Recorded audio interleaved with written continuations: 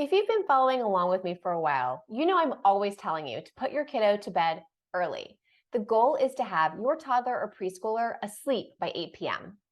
But I know that not every night can be perfect. You can't always achieve that early bedtime. We're coming up on Halloween, and then the holidays are going to be here before you know it. And you may have a handful of events that are going to keep your toddler up past their ideal bedtime. So here are 5 tips for how to enjoy your evening and keep your toddler up a little bit late without ruining their sleep schedule and having them turn into little monsters.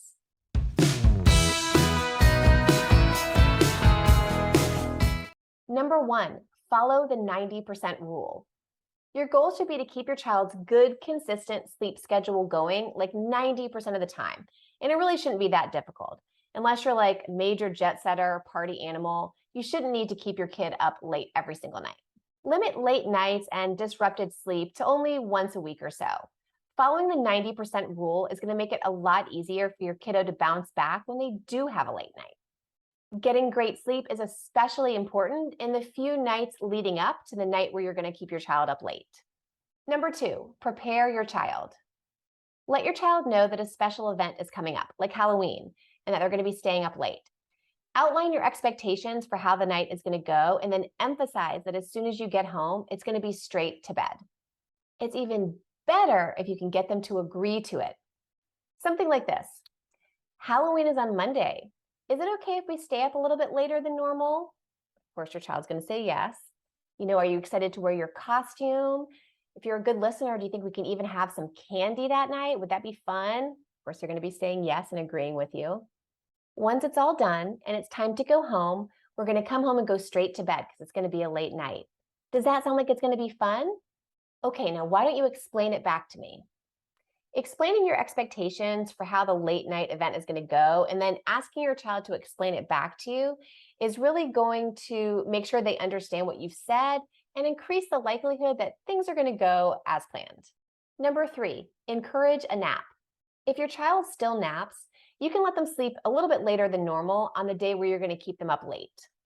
If your child doesn't really nap, but you do think they're going to have a little bit of a problem staying up late, try to encourage some quiet time the day of the party or the day of the event.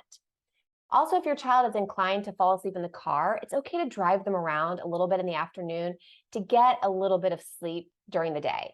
Banking some of that daytime sleep can help with keeping them up a little bit later that night. Number 4, be prepared for an early wake up the next day. If you keep your kid up late one night, be prepared that they might wake up a lot earlier than you want them to the next day. Going to bed too late is the main cause of super early wake ups, like 5 a.m. So be warned. If they do wake up super early, you can always encourage a nap the next day. Number 5, get your kid to bed early. Here we are, full circle, back to my main piece of advice that I'm always giving you, which is put your kid to bed early. Get your child back on their normal sleep schedule the next day. Now, if they woke up super early or if they skipped their nap or they just seem really fussy, then put them to bed even earlier than normal. Don't be afraid to put your 2, 3, 4, or even 5-year-old to bed as early as 6:15. Now, if your child's sleep just kind of feels like a disaster and you really need help establishing a great sleep schedule and a great bedtime routine and getting them comfortable sleeping through the night in their own bed by themselves, then I encourage you to join me in my next Toddler Sleep Masterclass. It's totally free. All you have to do is reserve your spot, and I'm going to drop a link in the description below so that you can do that. And don't forget, subscribe to my YouTube channel so you'll be the first to know when a new video comes out.